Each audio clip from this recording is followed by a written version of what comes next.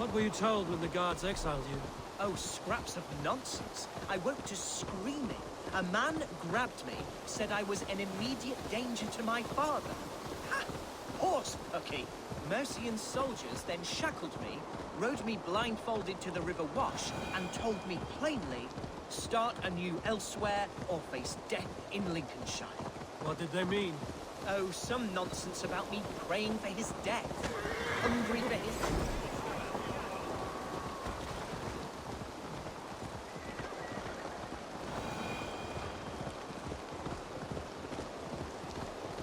Oh, some nonsense about me praying for his death.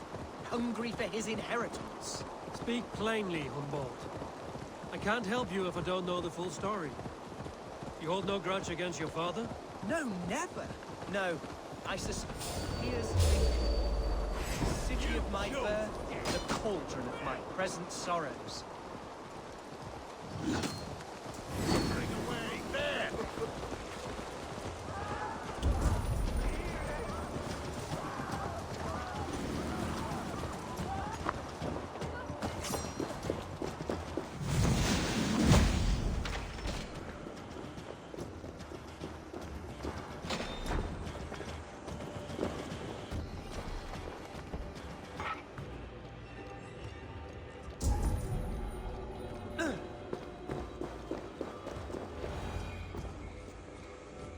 Hunwald! Praise God you live! I do, my dear Reaganhair. Body and soul. Tell my father his son has returned and in fighting form. It is urgent I speak with him. I'm sorry, Lord, but your father has been taken. Taken? When? Weeks ago, Lord. And well ill he was when they carried him off. I wish I could say more. Who took the Elderman? Was it soldiers or men of God? There were men with swords, and those of the cloth. And a healer, too. One who had oft been a guest in this house. Galwina. One of the sisters my father put great faith in. He still has friends in Lincoln. That's a good sign. Bishop Herefrith among them. He's kept a vigil at the town hall, looking after things in your father's absence until he returns. Will we find trouble there? At the town hall? You mean soldiers and the like? Aye. There have been many, many more about since your father took his leave. Right. We'll find a quiet way in if we can.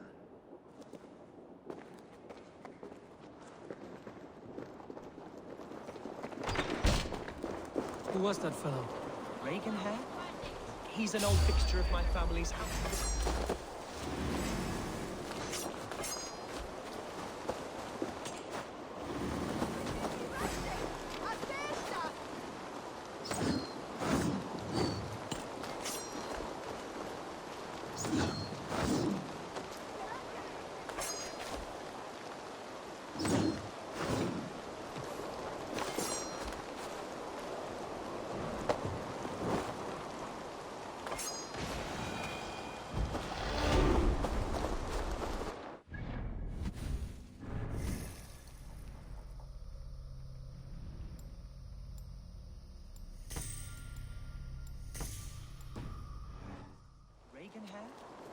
He's an old fixture of my family's household. Go, Zulin.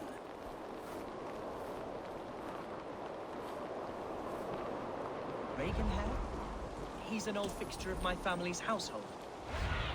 Ah, good. I can continue. Reaganhair? He's an old fixture of my family's household. Loyal to the end. He helps run the place, and he's known me since I was but a little lordling. A simple fellow, but worth every penny.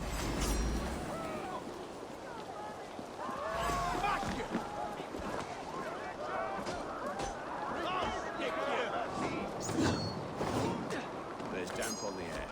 I fear grey clouds will gather soon. Aye, and foul deeds are brewing. The horses can feel it too. Neighing and rolling their eyes. Damp them be horses, mate.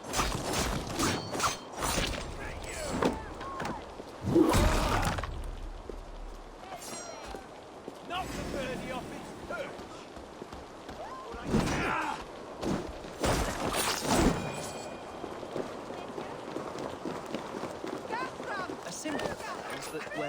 every inch of his salt.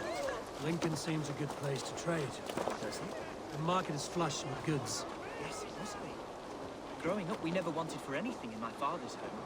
Bread, poultry, and field fruits of all manner. I suppose this is where our servants purchase them. How often did you leave your house?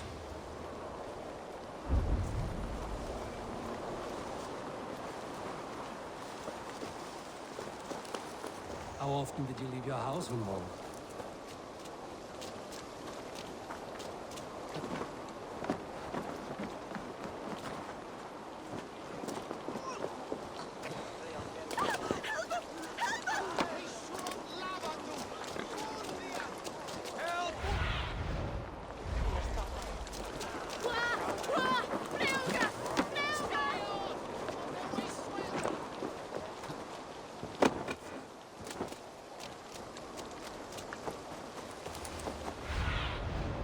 Stretch your wings, Suna.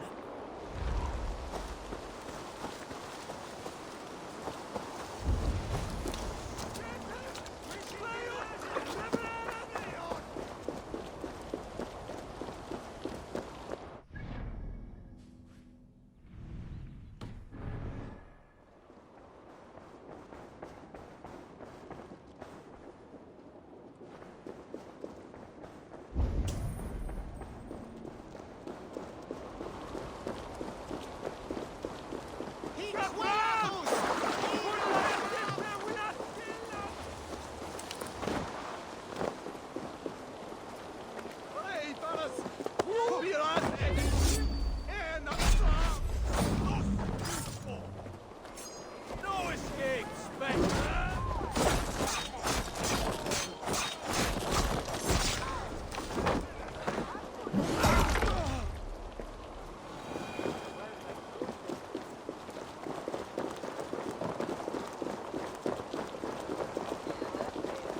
Help! What?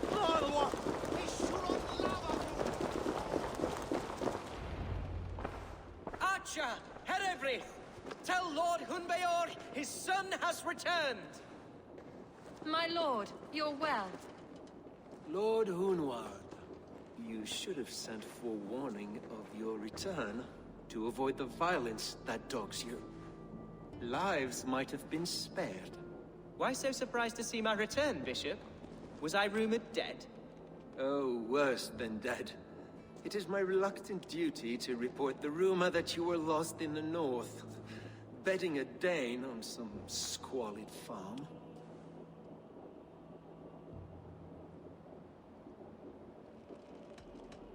I've no patience for insult and rumor. We have come to speak with Lord Hunbeor, that is all. Lord Hunbeor has gone, I'm afraid. He would not say where to, but I'm sure he will return shortly.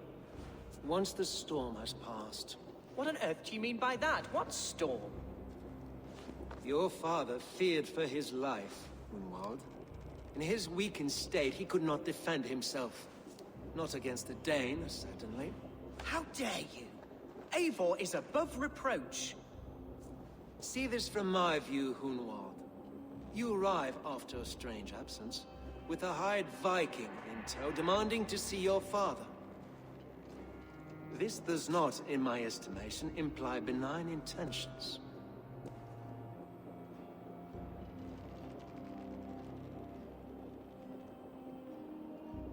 Hunwald has seen the point of a dagger more than once this week.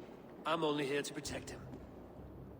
Your father was at my hospice for some days, and very well treated. But he left in secret. That's all we know. In secret? That's odd. He's not one to scurry about in the dark. I'm sorry, Hunwald. We have searched high and low for him, but to no avail. Come, Abbess. We should leave this young lord to his scurrying thoughts. There is nothing more of use we can say to him. Take care, my boy. Stay within these walls where you're safest. I'll have a look around, see what I can learn about your father. If my father spent time at the hospice here, the healers who work there may know something. Talk to them if you can. Find out what they know.